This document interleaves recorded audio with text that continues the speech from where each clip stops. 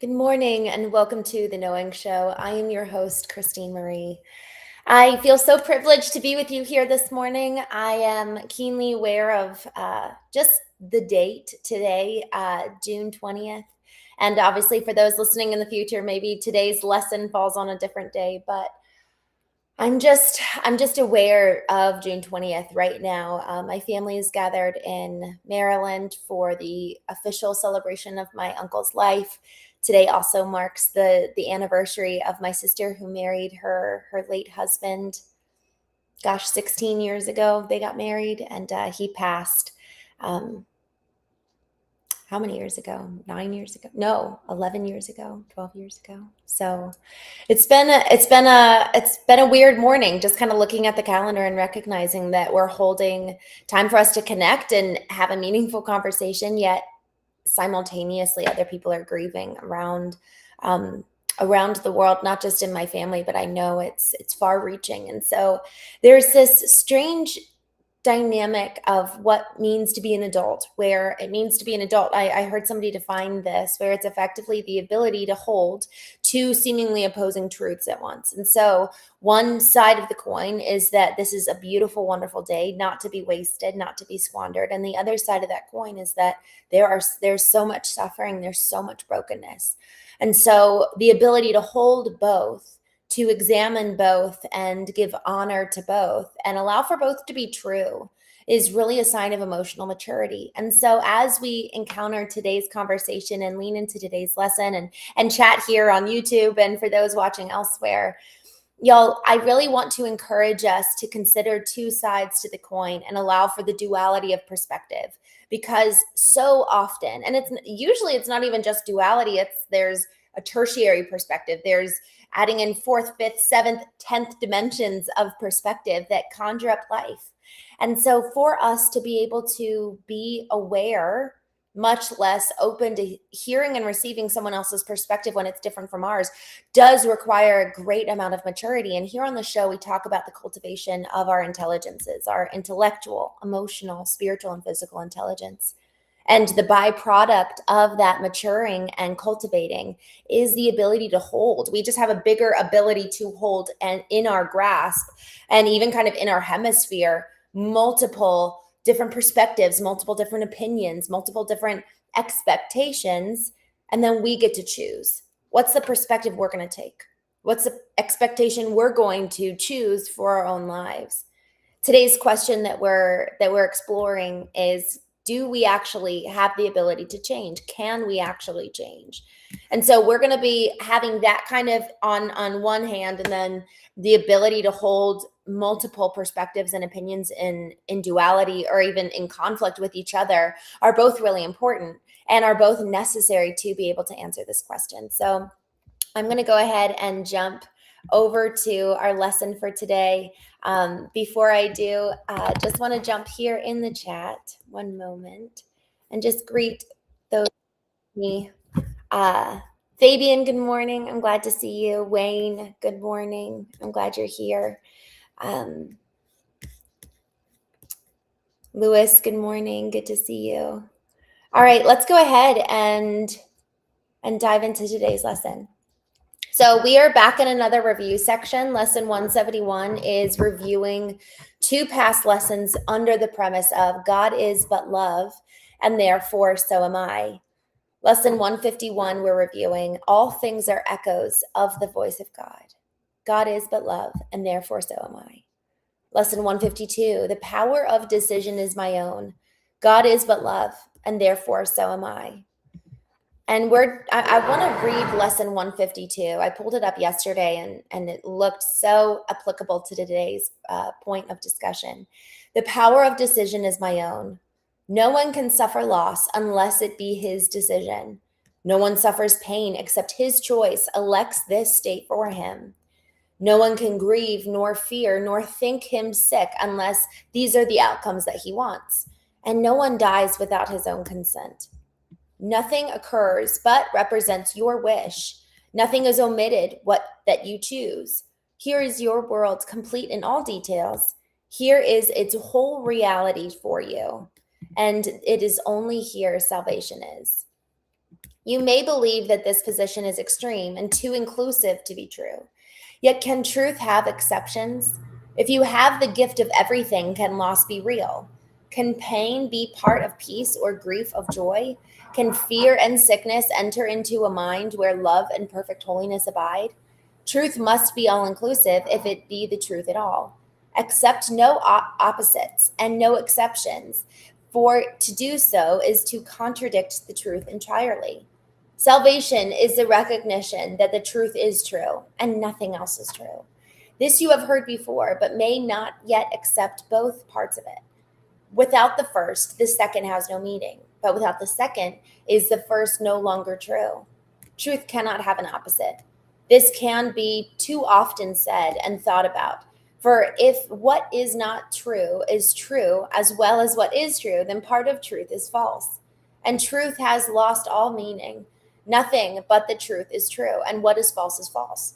This is the simplest of distinctions, yet the most obscure, but not because it is difficult distinction to perceive. It is concealed behind a vast array of choices that do not appear to be entirely your own. And thus the truth appears to have some aspects that belie consistency, but do not seem to be but contradictions introduced by you.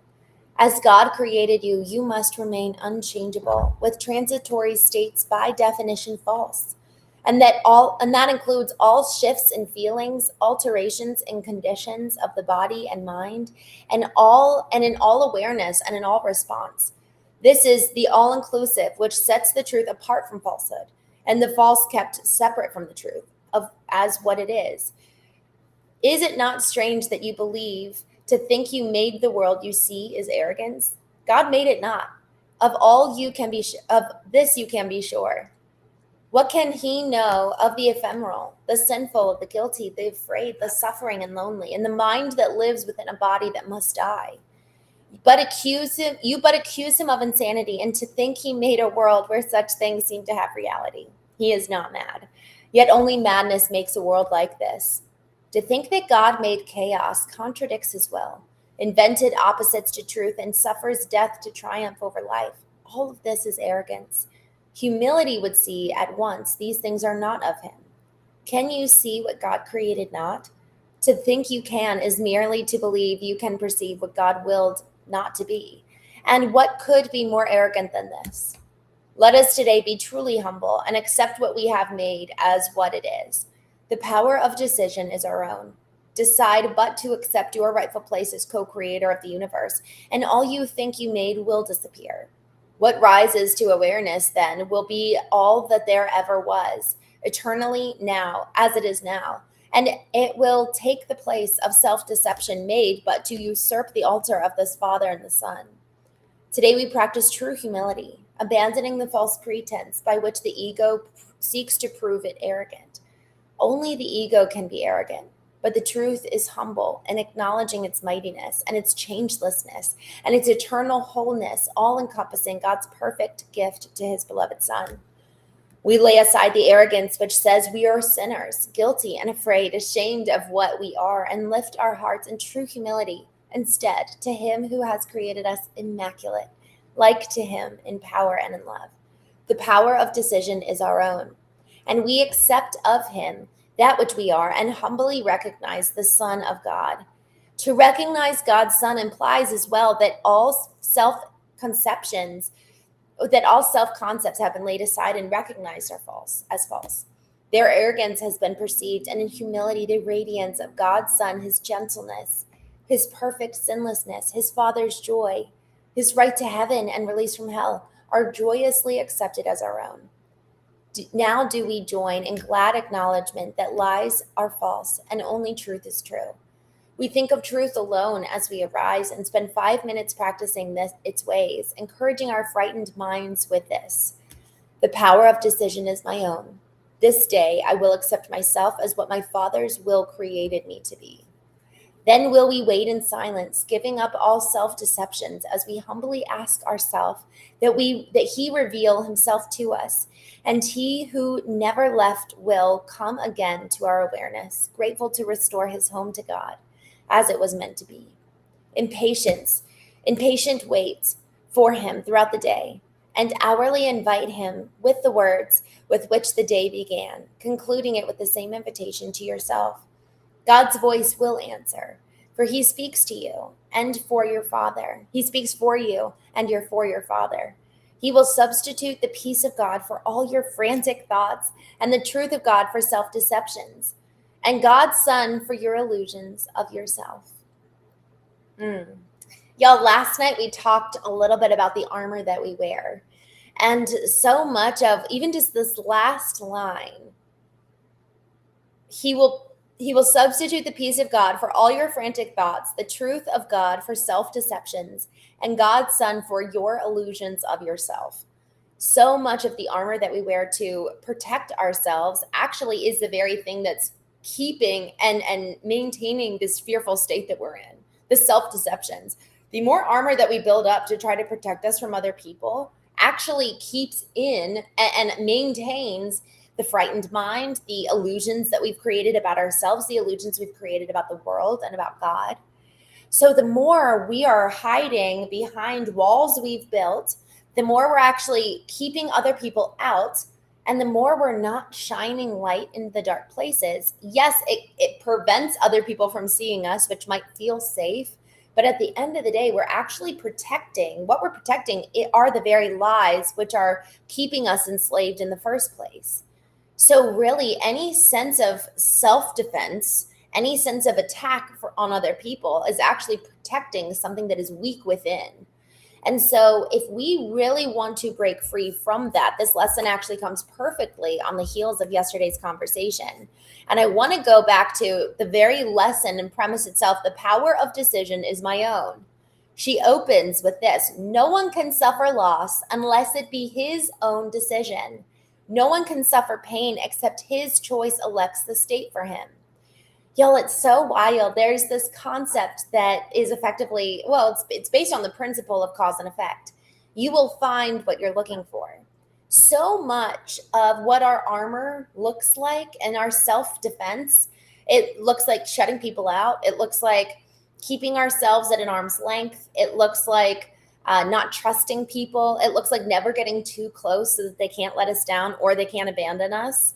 And it also looks like arrogance. You know, she was talking about that throughout the lesson. It can look like not admitting the reality that we actually do want love, or that we do want relationship, that we do want companionship. And so there's so many different manifestations, all of which are rooted, kind of having the same root, which is fear of, and this is what we talked about last night. So it ties beautifully in. Last night, we were talking about, well, each one of us might have a different core fear. And so for some people, a core fear might be poverty. Someone else might have a core fear of rejection. Someone else may have a core fear of abandonment. And then that core fear shows up in a multitude of different ways, and it basically takes on form in different ways. It informs our decisions. It informs our relationships, our business, the way that we engage with our children and even our partners, much less so our family of origin, especially if that fear was originated in that family. So y'all, until we deal with this fear, it's holding us captive. But here's what today's lesson is all about, is that the power of decision is my own. We started out this lesson with just this just kind of reminder to hold two things in tandem while we go through this lesson. The first is that we have the power to change, which we're talking about now. But the second is that it takes and really requires a maturity, an emotional maturity, and even a mental maturity to hold seemingly conflicting points of view for other people, but also in ourselves. This is what's so interesting. You know, a lot of what A Course in Miracles talks about is effectively talking about this other reality, this other dimension of life that is more true than this physical one. What's more true than this chair or this table made of molecules, right? What's more true than that? And so what this workbook encourages us to do is actually kind of take steps back and look at the world through kind of that third party perspective, and actually not just third party, but to look at it through God's perspective. And when we do so, all of a sudden we've got this level of hope. All of a sudden we've got this level of perspective where it's like, oh, this present world is actually, I'm going to fade from it. I have a physical body that's going to die. And I believe that there's actually way more on the other side of this. And so if we hold that perspective, now everything changes. And so coming back here, she says, no one can grieve nor fear nor think him sick unless these are the outcomes he wants. Nothing occurs but represents your wish, and nothing is omitted that you choose. Here is your world, complete in all details. Here is its whole reality for you. Effectively, we're choosing what we experience in this world, because there's a deeper level, there's a higher level of a kind of like the spiritual, eternal view. And so the more that we're able to hold that duality of this physical world, today I mentioned that it marks the anniversary. My sister got married to her darling 16 years ago, and it's been 12 years since he's been in eternity and not with us any longer here in this physical world. And then also it's the celebration of my uncle's life today in Maryland. And, I'm just holding that in perspective along with this eternal perspective of there is hope. And actually my aunt has just done the most beautiful job, her and all her kids. She and my uncle had 6 children together. So they've just got a lot going on there. So 6 children, my uncle passes away, and they have been such a beautiful example of what does it mean to look like to grieve and yet have hope. So it's blending the eternal perspective with the physical one, where we're looking at this world around us and we're able to feel what is real coming up for us in our bodies, the emotions of pain and grief. But then also we're looking to the right and to the left and seeing everyone else around us, and we're entering into their pain. And at the same time, we're holding this eternal perspective of, all of this actually is not going to last. What is going to last is our soul, and that's what's going to carry on. And so this eternal perspective actually allows us to enter into grief, yet it gives us a grounding and a firm foundation to stand on, that's not the end of the story. It's that there's so much more. And so when we come back to today's lesson, we have the power to choose. This is where it's so, so, so important. It says, as God created you, you must remain unchangeable, with transitory states by definition false. And that includes all shifts in feelings, alterations in conditions of the body and mind, in all awareness and in all response. So this is what's so interesting. It's effectively saying that be who God created us to be, like the true, authentic self that he originated and designed and created. Yet there's also these other layers outside of that are very much so in this physical world, that they're actually false in comparison to the reality of eternity and how true that is. But we all know that element still needs to be honored, but it's not to be given the same amount of credence and weight as the eternal hope of the fact that this life, this physical world, is not all that there is. And so when we combine hope with grief, or combine hope with ambition, or combine hope with humility, all of a sudden, every single emotion here in this physical world is added this layer and depth of dimension that sustains us when the going gets tough, and it sustains us when we experience loss, because we are moving through this life with a dream, with a vision, with a purpose, but we know that this is not the end goal. That dream, vision, purpose that we're moving towards is not the end of the story.